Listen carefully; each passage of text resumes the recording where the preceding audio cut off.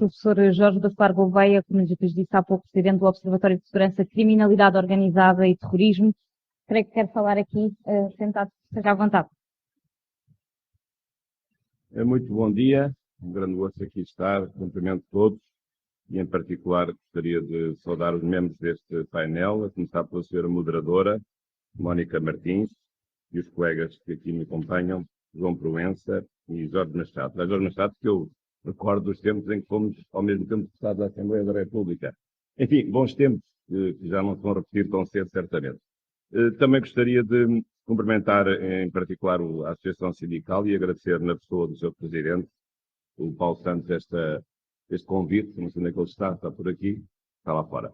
Mas agradecer o convite estimável para estar aqui, tenho colaborado com o sindicato por diversas vezes, e uma vez que ele não está cá, eu aproveito já para lhe oferecer este livro, que é a Legislação de Direito à Segurança, fica aqui uma oferta minha aqui ao sindicato, uma legislação recente que contém a principal legislação nesta área da segurança. Mas não é sobre isso que de facto, eu hoje venho falar mais especificamente das questões da segurança em geral, mas da matéria em particular do direito à greve. E já agora também dou os parabéns ao sindicato por realmente reunir tanta gente num domingo. É uma coisa muito rara.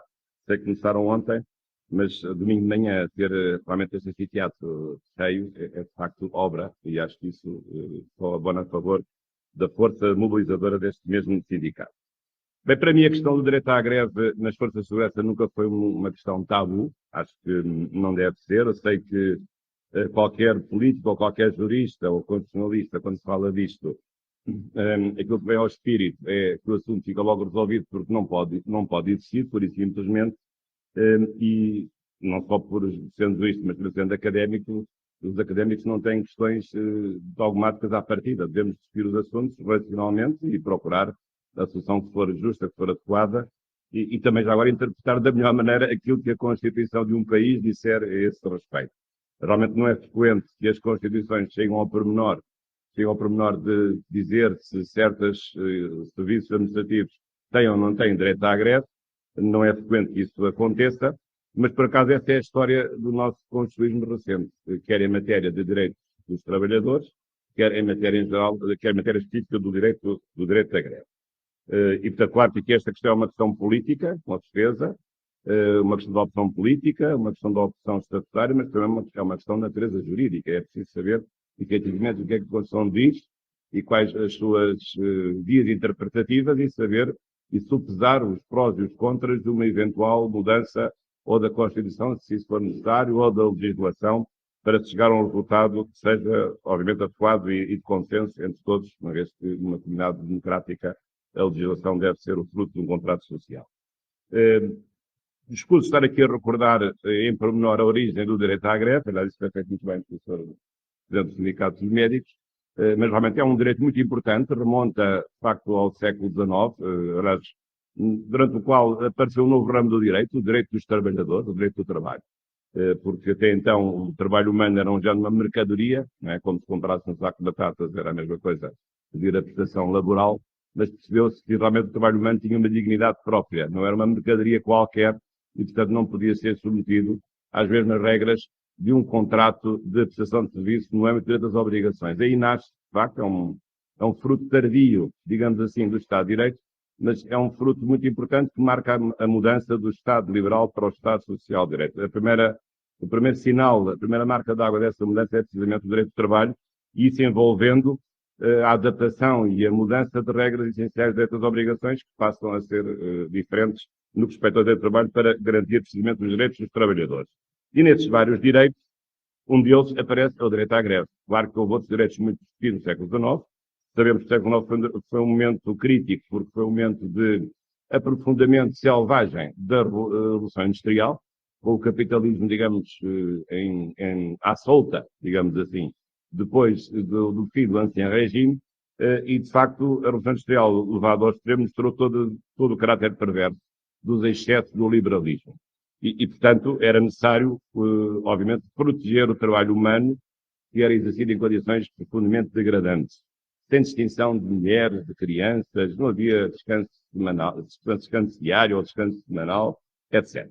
Aliás, e sobre isso muitas posições se apresentaram, não só as várias os vários socialismos que se desenvolveram no século XIX, como também incluindo, aliás, e assim começou de uma forma mais explícita a própria doutrina social da Igreja, como importante cívica do Papa Leão XIII, Rerum Novarum, em 1891. Aliás, foi comemorada pelo Papa João Paulo II com a encíclica centésimos anos, 100 anos depois. E porquê é que eu falo desta encíclica? Porque esta encíclica tem duas coisas muito importantes em relação ao direito do trabalho. Por um lado, o reconhecimento da liberdade sindical, o reconhecimento de que os trabalhadores devem unir-se em associações sindicais livremente, e por outro lado, uma coisa ainda mais importante, é que o salário não é suscetível de manipulação no mercado. Há um direito a um justo salário, há um conceito objetivo de justo salário. O salário é justo e não depende das condições do mercado. Há um mínimo, há um núcleo irredutível do salário que não depende da manipulação do mercado. E penso que isso é uma coisa muito importante, porque olhamos à nossa volta depois de 100 anos ou 120 anos e parece que essa ideia desapareceu por completo, infelizmente. É verdade que há um salário mínimo, mas as coisas têm que estar muito para além dos mínimos do salário mínimo, porque senão seria realmente a nossa desgraça de outros, que já agora também sou trabalhador por conta de outros. E, portanto, este foi um momento importante de afirmação nas várias constituições e na legislação ordinária destes direitos, portanto, nascendo o direito de trabalho, enfim, com mais depressa e menos depressa conforme os países. As constituições também começaram por refletir precisamente esta transição do Estado liberal para o Estado social, e a começar até pela nossa própria Constituição de 1911, que foi a primeira que se referiu a direitos sociais, embora curiosamente, ou ironicamente, a Constituição da Primeira República não tinha o direito à greve, que é curioso, não tinha o direito à greve, mas tinha outros direitos, mas não tinha o direito à greve. Claro que depois, obviamente, já será dizer o que é que aconteceu depois com a Constituição 33, que aqui o Dr. há pouco já muito bem referiu. Tivemos depois todo um longo tempo obscuro em que os direitos foram apagados durante o regime do Estado Novo, embora os direitos realmente estivessem escritos na Constituição, que é curioso. Às vezes há alunos um pouco mais incautos, ou sobretudo estrangeiros, e olham para a Constituição 33 e ficam admirados como é que em Portugal nós temos a ideia de que a Constituição 33 é assim tão má. Até tinha o direito à vida. A Constituição 33 foi a primeira Constituição a considerar o direito à vida. E tinha o célebre artigo 8º, um elenco tão rico e tão variado de direitos. Só que as pessoas depois, que a prática é diferente daquilo que está na letra da Constituição. Qual era a prática? É que havia o parágrafo 2º do artigo 8º que dizia que, não obstante os direitos estarem proclamados ou declarados, as leis ordinárias poderiam limitar o exercício dos direitos para evitar, veja a expressão que se utilizava, a perversão da opinião pública, ou seja, a introdução da censura, a introdução da proibição de reunião, de manifestação, de criação de associações políticas e tudo isso. E, portanto, na prática, o parágrafo 2º do artigo 8º legitimava o esvaziamento por completo daqueles direitos que eram os mais incómodos, sobretudo os direitos de participação política. Mas isso realmente terminou com o 25 de abril de 74, a Revolução trouxe aquilo que nós sabemos, a democracia, o desenvolvimento, também a descolonização, para falar nos tais famosos 3Ds da Revolução de 25 de abril de 1974, enfim, com base no programa do MFA que foi apresentado, e claro que depois a Constituição de 76 veio consagrar precisamente essas conquistas. E é curioso que a matéria de direitos dos trabalhadores, que é uma parte muito importante da Constituição na matéria de direitos fundamentais, até houve uma evolução muito significativa da versão original para a versão de 82. A Constituição já teve até hoje 7 revisões constitucionais, mas a primeira foi muito importante, porquê? Porque retirou os direitos dos trabalhadores na parte que era a parte dos direitos económicos, sociais e culturais, era o capítulo 2º do título 3º, e transferiu esses direitos para o capítulo 3º do título 2º. E porquê é que isto é importante? Isto não é apenas uma mera arrumação sistemática. É muito importante por isto. Porque o título 2º é que tem um regime reforçado dos chamados direitos, liberdades e garantias. Porque até 82, estes direitos não eram considerados direitos, liberdades e garantias, pelo menos formalmente, ou pelo menos sistematicamente. E a partir de 82, estes direitos, portanto, a liberdade sindical, os direitos das comissões de trabalhadores e o direito à greve, estava antes, até 82, no capítulo 3º no capítulo 2º do título 3º, passaram a partir de 82 para o capítulo 3º do título 2º, como direitos, liberdades e garantias dos trabalhadores. E aí, realmente, alcançaram inequivocamente, sem qualquer necessidade de ginástica jurídica, de ter, pacificamente, o valor reforçado de direitos, liberdades e garantias, de acordo com o artigo 17 da Constituição. Portanto, e assim é até hoje, e isso tem sido um fator muito importante de efetivação dos direitos dos trabalhadores. Quanto ao direito à greve, esse em particular foi objeto de uma alteração muito importante, agora na revisão de 2001. Agora faltam umas quantas, portanto já estamos em 2001. Foi a 5ª revisão constitucional, que foi uma revisão pontual, teve a ver com a questão do TPI, a introdução da língua portuguesa como língua oficial de Portugal, já agora não gostava nada de ter feito isso, ainda bem que se fez. Mas talvez a questão mais importante tivesse sido precisamente esta, a da reorganização do artigo 270, que é o artigo que diz respeito às restrições dos polícias e dos militares, de acordo com aquilo que está escrito no artigo 270. Sabem que o contexto que precedeu essa alteração foi um contexto conhecido, a mudança, sobretudo, que ocorreu na Polícia de Segurança Pública, que era uma polícia paramilitar, e houve depois várias contestações, vários movimentos, e conseguiu-se realmente que a polícia deixasse de ser militar e passasse a ser civil, e a questão que estava em cima da mesa era precisamente haver sindicatos ou não, e não apenas de organizações ou associações socioprofissionais, e a questão em particular do direito à greve. E, portanto, depois deste artigo, isso foi esclarecido, o artigo diz várias coisas importantes. Uma delas é que estas restrições têm que ser aprovadas por maioria de 2/3, em primeiro lugar. Porquê? Porque, obviamente, uma limitação ou uma restrição dos direitos não deve ser uma coisa aprovada por uma simples maioria conjuntural, porque afeta um conteúdo fundamental de um direito e, portanto, só deve ser feita, no fundo, pela mesma maioria que faz a revisão da Constituição, embora fora do enquadramento próprio de um processo de revisão constitucional, mas depois vai mais longe. Diz que há um conjunto de direitos que não estão, podem ser limitados. Este artigo não limita automaticamente. Esse é o primeiro equívoco. Aliás, quando se referiu aqui há uns tempos, quando houve a negociação dos vários sindicatos, penso que este também entrou nessa negociação com o governo após os subsídios, a questão do direito à greve suscitou-se, e ouvi muitos colegas meus, assim, mas estavam mal informados, pode ter alguns estejam aqui para ficarem corrigidos na sua ignorância, é que esses direitos não são automaticamente privados pela Constituição. A Constituição diz uma coisa muito diferente disso. O artigo 270 da Constituição não diz que esses direitos, incluindo a liberdade sindical e o direito à greve, não diz que esses direitos ficam automaticamente limitados e que só podem ser repostos por deliberação do Parlamento por 2/3. É ao contrário, porque o artigo 270 diz a lei pode estabelecer, mas se a lei não estabelecer, não está estabelecido.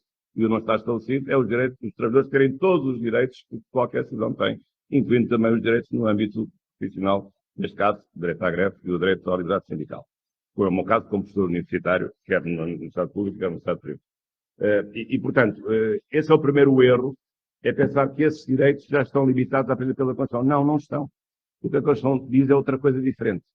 Permite realmente essa limitação, aliás, que é razoável até certo ponto, sobretudo no que respeita à matéria de intervenção político-partidária. Este artigo vem dizer que podem ser limitados, na prática é um deve, e isso aconteceu, a meu ver bem, os direitos de expressão, de reunião e de manifestação e associação e petição coletiva e capacidade eleitoral passiva dos militares, dos agentes militarizados e dos agentes das forças e serviços de segurança. Porquê? Porque para preservar, quer nas Forças Armadas, quer nas forças policiais, nas forças de segurança, o caráter apartidário dessas forças, porque isso é muito importante preservar, mas a questão do direito à greve e a questão do sindicalismo é um pouco diferente disto. Porquê? Porque a liberdade sindical e o direito à greve não visa fins partidários e políticos. Esse é o grande equívoco. Aliás, já que estou nesta casa onde fiz a minha licenciatura e o meu mestrado, agora recordo aqui permito-me recordar aqui um pequeno episódio. É que a minha última oral nesta casa, quando terminei o meu curso de licenciatura, na altura eram 5 anos, lembro que a minha última oral, eu já tinha o curso concluído, foi numa oral em que era de maioria de nota, e habitualmente os alunos, ainda continua a ser a prática aqui da casa, os alunos levam um tema para a maioria de nota. E precisamente qual foi o tema que eu escolhi para a maioria de nota na minha última oral do curso de Direito? O direito à greve, precisamente. Saber até que ponto a greve podia ter outros interesses que não fossem os interesses socioprofissionais. A questão de saber, a questão da greve política. É uma questão que na altura era muito na moda, como estava na moda as greves de trombose, por exemplo, era outro tema curioso. Mas lembro bem de, enfim, ter apresentado essa oral, perante 2 ilustres titulares de cargos políticos agora, na altura o professor José Abrantes, agora o Presidente do Tribunal Constitucional, e na altura a doutora Maria do Rosário Ramalho, hoje Ministra do Trabalho. Realmente esta coincidência. E, de facto, lá defendi, de facto, aquilo que tinha a dizer sobre o problema da distinção entre os fins da greve apenas para defender interesses socioprofissionais e a greve que possa extravasar esses interesses para outros interesses político-partidários. E, portanto, é claro que às vezes a distinção não é fácil, mas, na verdade, se a greve for entendida para defender os interesses socioprofissionais e o sindicalismo em geral, isso não tem que ser visto de uma forma tão negativa como tem sido, porque isso não põe em causa o caráter apartidário da atividade das forças e dos serviços de segurança. E, portanto, isso quer dizer que, no que respeita à segunda parte deste artigo, onde se diz que pode, depois, no que respeita a estes os agentes das forças e serviços de segurança, não os agentes militares ou paramilitares, pode haver sindicalismo mas sem direito à greve, ou com direito à greve, conforme aqui a possibilidade. Aqui também é outro erro que normalmente é sido cometido, que é o seguinte, é dizer que este sindicalismo só pode existir sem direito à greve, e não dar como opção ao legislador a possibilidade de, havendo liberdade sindical, também haver como um dos seus elementos fundamentais o direito à greve, embora seja um direito distinto, mas no fundo está incluído na lógica da liberdade sindical. E, de facto, assim tem sido entendido. Não há direito à greve, embora haja sindicatos hoje nas forças de serviços de segurança, não há direito à greve em várias instituições, como sabem, na PSP, em matéria operacional, na GNR, porque são associações socioprofissionais, não há sindicatos, ou também no caso das Forças Armadas e na Polícia Marítima, enquanto que noutras forças e serviços de segurança nós temos sindicatos e até alguns também ter direito à greve. Porque tudo isto tem que ser muito bem repensado, porque há aqui um fundo de equilíbrio. Quem é que tem o direito à greve? A Polícia Judiciária, o Corpo da Guarda Prisional, a ASAI, por exemplo, e outros órgãos da Polícia Criminal. E também já agora na GNR, na PSC, quem não está em funções operacionais também tem o direito à greve. E, portanto, aqui a questão que se coloca é pensar neste equilíbrio, que foi conseguido num certo momento histórico, e, sobretudo, explicar às pessoas que a possível atribuição do direito à greve na parte operacional da Polícia de Segurança Pública, por exemplo, e noutras polícias, isso não é uma impossibilidade teórica, em primeiro lugar, nem é uma impossibilidade constitucional. Não é uma impossibilidade teórica por aquilo que exatamente o meu antecessor disse quando falou. Vamos lá ver. Há coisa mais importante para nós do que a proteção da saúde? Não há. E os médicos não podem fazer greve? Podem. Então, por que é que os polícias não podem fazer greve? A segurança é equiparável à saúde. E, portanto, se podem fazer greves,